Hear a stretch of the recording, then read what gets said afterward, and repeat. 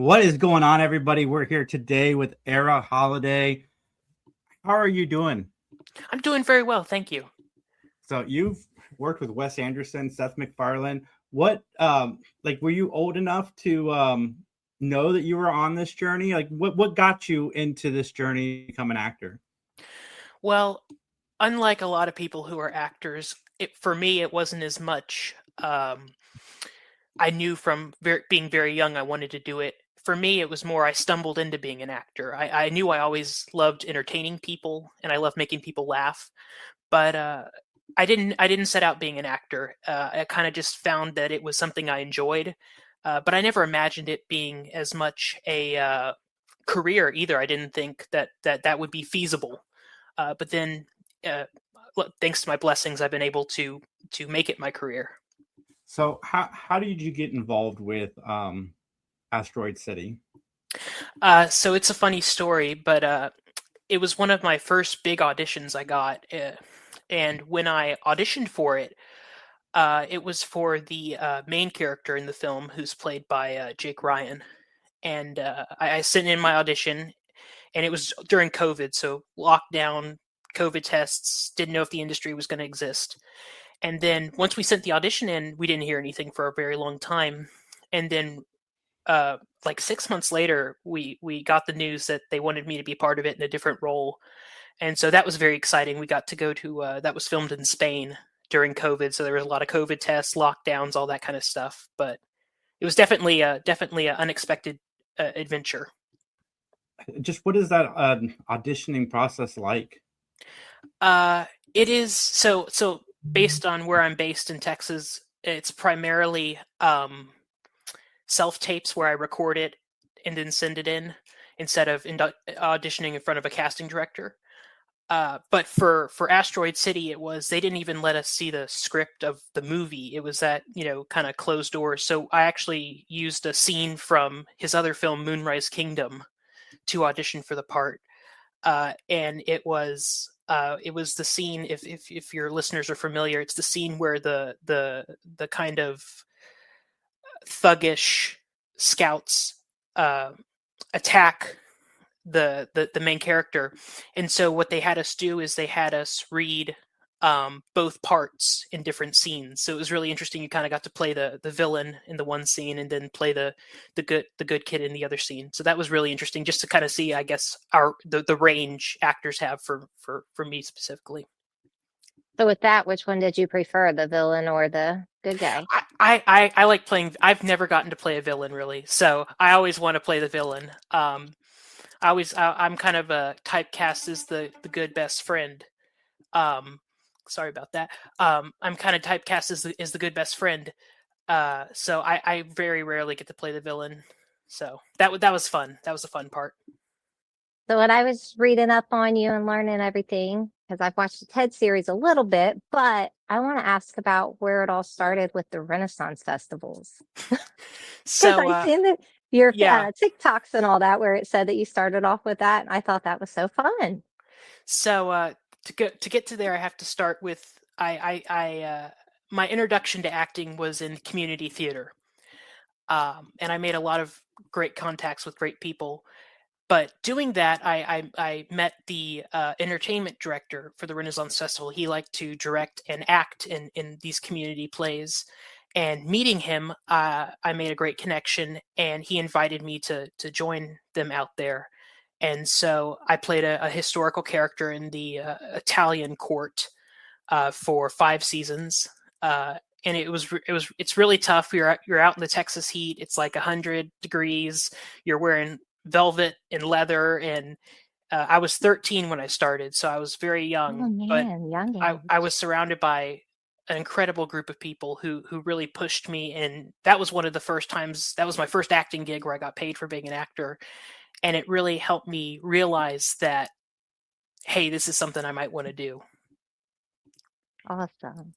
And you were good at it, because it said that you won a couple awards for the character. I did. That's amazing. Like I said, they were very welcoming to me that first season, and they gave me a lot of the tools to craft a very fun character. And I got brownie points because I was a kid. I was 13, but it was it was the cast voted for who they thought was, showed a lot of improvement and made a good character. So that was it's very nice when your peers recognize your work. So what kind of stuff are you into outside of acting? I am a chronic have to be creative, so I do all types of stuff. The latest thing I've been working on is I do a lot of not a lot. I've been taking a break, but I do stand-up comedy.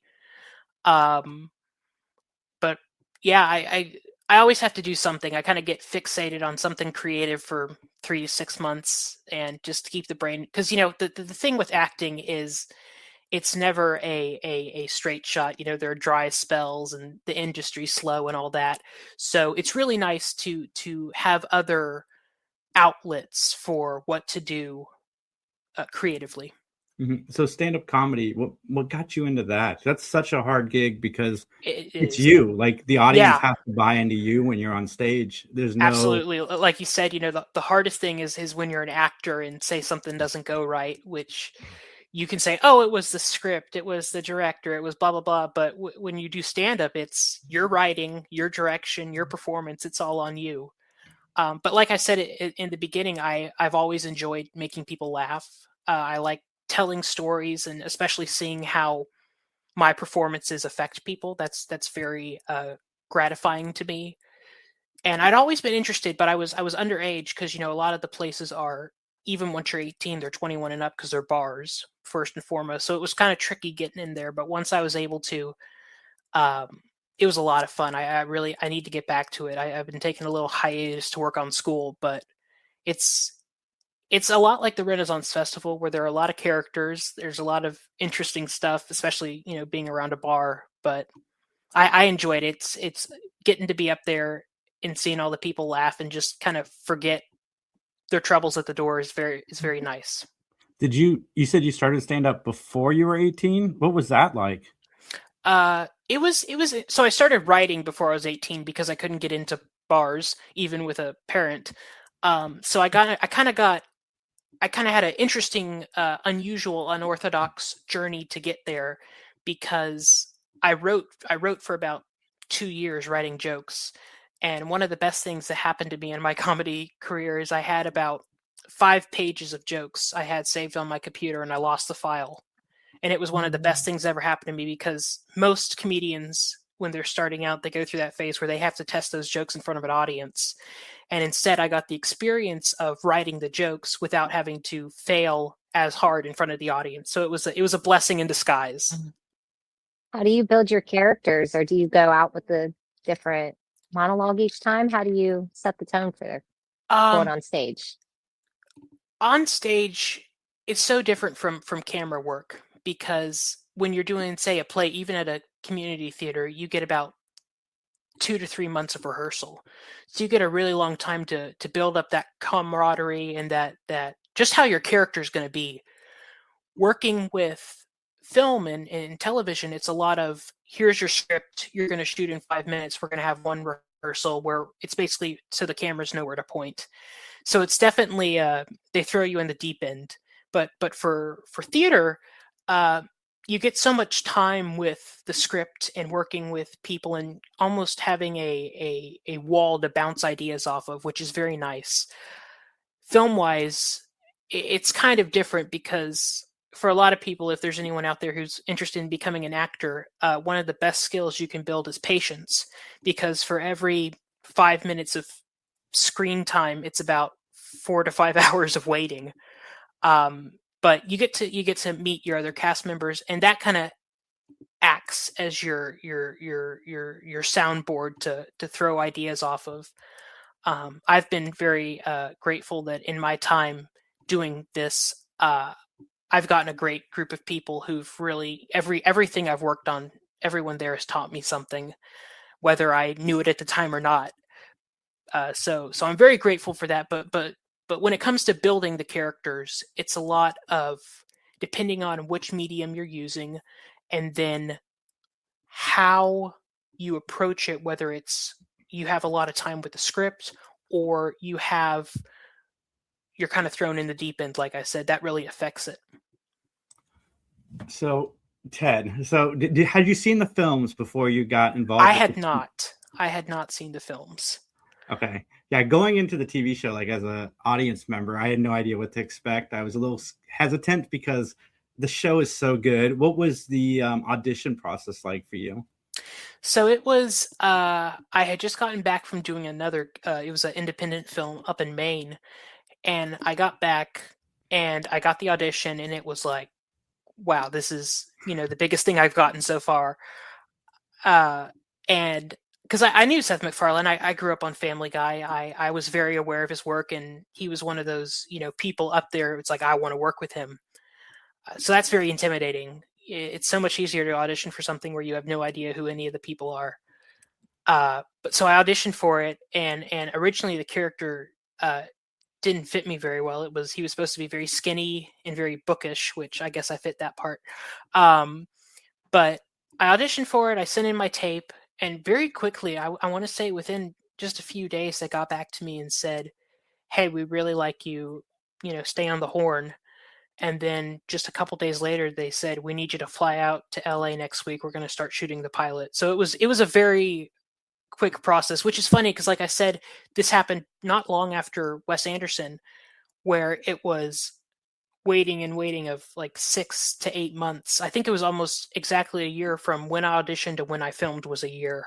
So right now, my batting average for time between audition and filming is about 6 months. Well, dude, so Ted seems wild because we had Max on a couple days ago talking about his audition for. He's like, I just sent in one tape, and that's all it took. And it seems like that was the same way with you. Just absolutely, yeah. And then you're there a few weeks later. That's wild. So, what is it when you finally get on set and meet Seth MacFarlane? What's that like as a fan? It was the thing about Mr. MacFarlane is he is incredibly nice. He's incredibly calm. He's a comedic genius, but he's very humble. He's very it's not like they bring out the trumpets and stuff. It's just because this was COVID, so we were all masked up and stuff, and he just walks in and says, "Hi guys, I'm Seth, let's shoot this rehearsal." But but as a fan, I mean, my jaw dropped on the floor. I before we started filming, because I was actually, when we did season 1, I was the only minor on the school set, which was kind of funny. But we had to go in and we had to sign all the minor paperwork in the production office. And my mother and I, because I had to be accompanied because I was 17, my mom, we kind of came up with a code word. We were going to say, if we saw anyone famous on the Universal Studio lot, we were going to say coconut. That was kind of our funny thing. So we were in the office. We didn't see anyone. We were just filling out all this, Coogan account, all this boring stuff. And Mr. Seth walked by on the phone, and I completely forgot the word coconut. And I just grabbed my mom and I went, "It's him. It's him." And so that was my first reaction to really seeing Mr. Seth. So, as somebody, you said you hadn't seen the movies prior to doing the show. Like, what is your reaction reading the scripts? I had never read something both so foul and so hilarious at the same time. A judge for it, because like I said, I grew up on Seth's humor, so I got how his humor was. But I knew that roughly, there's a talking teddy bear. I got that. I didn't know the story though. And what really appealed to me, even reading that 2 or 3 pages that I auditioned on, was the brilliance to me of, very quickly when you watch the show, there's this talking bear, and in about 5 minutes you forget that that's completely insane. And it becomes so normal so quickly. And I think that's the genius of the writing, and the concept really shines there when you see that. So I'm sorry, Angel, I'll let you get some questions. No, go ahead. I'll finish up before Ted's done. Did you sit down and watch the series? I did. Do you have a favorite episode? I really liked the Halloween episode. I thought that one really shone. I thought the performances, any scene with Alana Ubek is brilliant. She is a treasure that must be protected at all costs. But I guess I'd say the Halloween episode, but well and truly, it was everyone just did an outstanding job, and it. Yeah, I agree with that. My favorite episode is the one where Ted and John kind of adopt their bully. Oh Become yeah, his father yeah. figure. That's my favorite. Yeah, But it's such a good. Oh my god, it's such a good series. it is. I was so pleased because you never know how these things are going to come out and how they're going to do. But seeing the ethic of everyone on the show, I remember I was talking to Max about this in the first season when we were filming, and it's like everyone believed in it. We knew it was good. We were working on something really good, and that really, I think, drove everyone from camera to grips to actors to everyone to, we need to do our best for this. And I think in the final product you can really see that happen. So when starting off with acting, did you ever think that you'd get to work with some of the big names like you have? Absolutely not. Or is it surprising, like still It's eye-opening to you? it's very surprising and very eye-opening. Just the idea that especially for me, it's the speed at which it happened. I stepped on the stage for the first time when I was 10. When I was 13, I joined the Renaissance Festival and worked there. Then when I was 14 or 15, I signed with my agent. And then 16 and 17 was Asteroid City and TED. So it was very much it feels so long back then, when you're waiting a year, 2 years for a movie to come out or a TV show to come out. But when you start counting the years, it really went by really fast. So it was very unexpected and snowballed very quickly. I mean, even Ick. I'm looking at the IMDb for Ick. Can you tell me about Ick? Because I'm unfamiliar with the movie, but I mean, it's also got some pretty big names in it that you've worked with. It does. So Ick was by a brilliant gentleman named Joseph Kahn. He primarily does music videos. He's worked with Taylor Swift, a bunch of really big names. But he's an excellent director. And so Ick was very interesting because it was filmed in basically our own backyard down here in Texas, and it was very indie, very very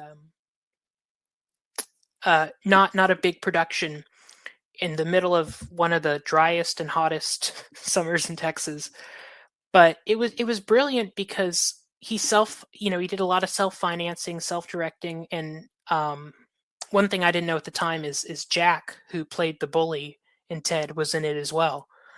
We didn't find that out until after we did Ted, Jack McDonald. But the thing with Ick that I think is very, very interesting is it was a really good experience because it was kind of jumping back and forth from, Hollywood studio lot, very big production, to a contained but equally disciplined production, which was very nice to go. Like I said, I haven't had a single bad experience working in any of the projects I've ever done.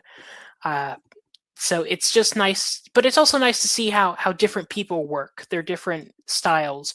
One thing I'll tell you about Ick that I think is very impressive is he had a guy on set editing the movie. So every day, they'd shoot 6 to 6 or whatever, and he'd spend until the early hours of the morning editing the film as he was making it. So he had a much tighter vision of how it was going to look. So that really translated to talking to us actors and telling us, specifically, we want to do this, we want to do that. So that, for that experience, his Mr. Khan's discipline and understanding of how the movie was going to fit together was very beneficial to learn from. Do you have any fun stories from any of your sets that you've been on? Let's see. I'll tell you the one kind of funny story about Asteroid City that I'll tell is I didn't know what I was doing. They wouldn't tell anyone. It was very top secret. It would be easier to get into Fort Knox than get a hold of the script. So we go up there, and because of COVID, we had to stay 10 days. We had to quarantine for the first 3 days, COVID tests every day, all this stuff. And it was really cool because it was this older town in Spain, two towns, one called Chinchon, where they actually did the filming, and one called Aranjuez, where we stayed. But I didn't have any idea what I was going there to do. I got on a plane and flew over the ocean, just knowing that I was going to be in this movie, but not what I was going to do. For all I knew, they were going to have me bring Mr. West his bottled water. That, you know. But when I got there, it was still, very hush hush. And they told me, all we know is that you're doing a scene with Rita Wilson, who's going to be your mother. And that's all I knew. And so it was this, like, I remember walking around with my dad in between, fittings and all that, and being like, I have never walked into something as open thought as this. I had no idea what I was going to do. And so we go into film. They fit me. I'm wearing this very nice set of pajamas, and I'm sitting there, and no one had given me a script. I had no idea what my lines were, which is very unlike me. I'm one of the guys where before I go to audition, say for a play, I have the script. I know the script. So being 5 minutes from filming and not knowing what I'm going to do was very nerve-wracking. And then I'm looking at the script, and it's the scene, and I'm reading it. And then I get to my line, which is hello, because I pick up a phone and answer. And I remember my mom tells it very dramatically, where I was looking at the paper and I was reading. I got to the very bottom where it says hello, and I had the piece of paper and I turned it over and it was blank. And I flipped that and I was looking at it, and that was my line. But Mr. West is a very he knows exactly what he wants. One of the best descriptions to put it out is he is a painter and the actors are his paints, and he knows exactly how to apply them. But he doesn't leave very much room for improv and that kind of stuff, which I'm very grateful for, because I like it very stringent like that.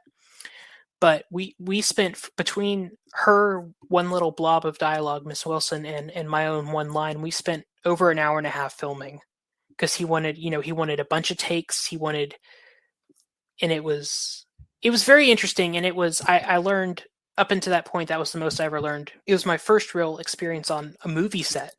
I'd done some commercial work, but nothing like this. So if you want a funny story, so we filmed behind the hotel where the cast was staying. They built this little panorama of a kitchen, which we filmed in, and we were getting close to being done. And then for some reason, the hotel where they were filming was right next to a really old church, like from the 1500s, and the bells started ringing. And they were having some kind of ceremony, and it went on for about 10 minutes. And every time we tried to start filming, it started ringing again. And everyone was just, and it was the last scene they were going to film of the day. They'd been filming all day. It was like 7:00 at night. The entire crew was exhausted. They'd been out on the main set, which was the town of Asteroid City. And it was almost like an Abbott and Costello routine, where we'd go, he'd say action, and we go to start talking, and the bells would start going. And so that was pretty funny. That sounds pretty funny. So we're obviously Three Geeks Podcast. What is it that you geek out about? Oh, goodness gracious. Probably history is my big thing. But when it comes to like pop culture, I'm a very big Lord of the Rings fan. That has been passed on to me by my father. So that's what I geek out about. I very much like reading, not just Lord of the Rings, but Cimmerils and his various unfinished tales and stuff Tolkien wrote. That's one of my big things. I really enjoy that. We do a yearly watch the movie, because I'm team only extended editions of those films. I don't accept any other version. But that Tolkien's a big thing I geek out about. So, do you still use the code word? That's what I was going to ask a wave time back when you guys are out. Coconut. How many times have you just threw that out to mom and mom not know what you're talking about? Yeah. Well, see, I'm very, speaking of being a geek, despite being in the entertainment industry, I'm very entertainment industry dumb. For all the times I've been in LA, I'm sure multiple people have walked by me that I should know who they are, and I don't. So I haven't had to use that, especially when it comes to more modern celebrities and people like that. So I have not used it since. I keep it in my back pocket just in case, but I haven't had to use it yet. Well, what's up next for you? Well, I don't know when this is going to come out. Season 2 of Ted comes out March 5th on Peacock. My birthday. Oh, happy early I'll be watching birthday! it for my birthday. Very excited. Everything I've seen and all, it's going to meet expectations of season 1 and exceed them. I'm very excited to see. It was very nice because I think Peacock and NBC recognized the audience response to the first one, and there wasn't any guardrails on Seth for the first one, but even the idea of them were taken off for season 2. So it's going to be a blast. I can't wait. I cannot wait, everybody. Yeah, Ted comes out on March 5th. I hope you come back on the show again sometime in the future because you're a lot of fun to talk to. I would love to. I haven't been media trained, so you're getting as authentic me as you can. But I would love to. It's been an absolute pleasure. I love geeking out over stuff. So absolutely. Awesome. Where can everybody find you online? I am on Instagram at officially Ara Hollyday. That is my main one. I'm also on TikTok under the same handle, though I don't post a lot. I apologize for that. And if you're in Houston, Texas, I'm around sometimes.